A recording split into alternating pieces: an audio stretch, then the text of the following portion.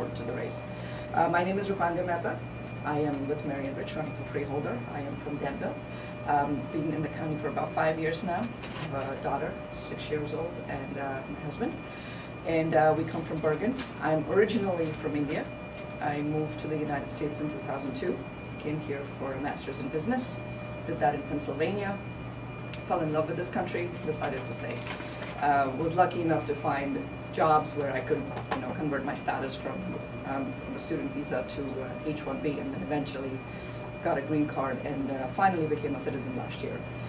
It's been a long journey, but one that has really taught me the importance of freedom, of economic independence, of opportunity that this country offers to everybody, regardless of their background and where they come from. I also last year got an MPA, Public Administration, Master's in Public Administration from Rutgers University, and primarily that's where my interest in politics was really kind of, lit. But always been involved in some way, shape, or form, just trying to talk strategy and be the outside, expert. But it really started taking steam at that point. I ran for council in Denville last year, right after I became a citizen. And one of the main reasons I did that was I know that Denville is very red so far, and there's, but I wanted to at least move the needle, at least want to have somebody on the ballot to say that, we put up a fight. I think it's important to have a voice. And I was very happy to have that opportunity. This year I was approached by the party to run for freeholder, and when I realized the quality of candidates there, it was a no-brainer. Mary and Rich have touched on a lot of the issues that are important to us. I will just kind of bring it full circle, if I may. Infrastructure, that is our number one, priority. We, as Rich mentioned, that the focus is on what is called law and order, so the jail and all of those things. And we believe at the expense of those things, quality of life issues, people that come into this county, the reasons for which people come into this county have been ignored.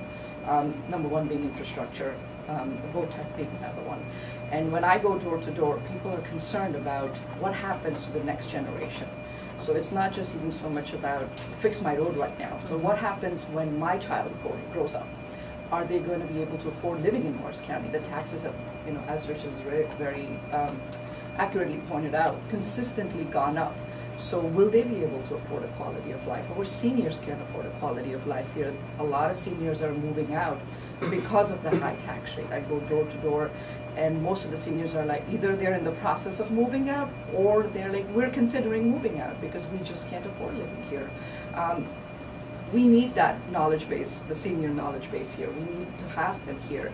We need to make sure that they have the services that they need here. I meet 80-plus-year-old women who, when they get sick, have no access to services of any kind.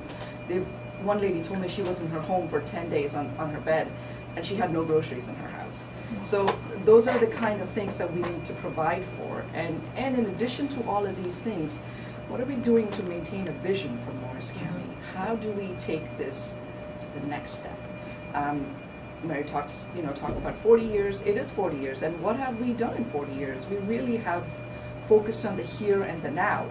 Our vision is to take it beyond the here and the now to the next 10 years, the next 20 years, to develop a plan for Morris that is good for the current generation, the generation that is in the senior age bracket, and then the coming generation, so they can live here.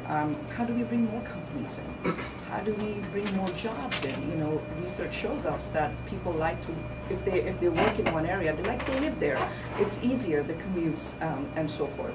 How do we account for those things? How do we make sure that our schools are stronger? The VOTEC board, Mary sits on that board, and she's been a great source of information for us. And she tells us all the time, we need more money. The students need more money. We're turning away a lot of students. How do we keep them there? We need to increase those students. Students from there go to prestigious universities.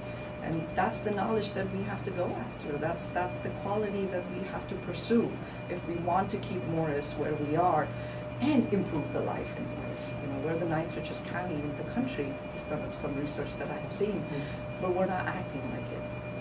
Our quality of life could be far better than what it is right now, and our vision is to improve that quality of life. So thank you for giving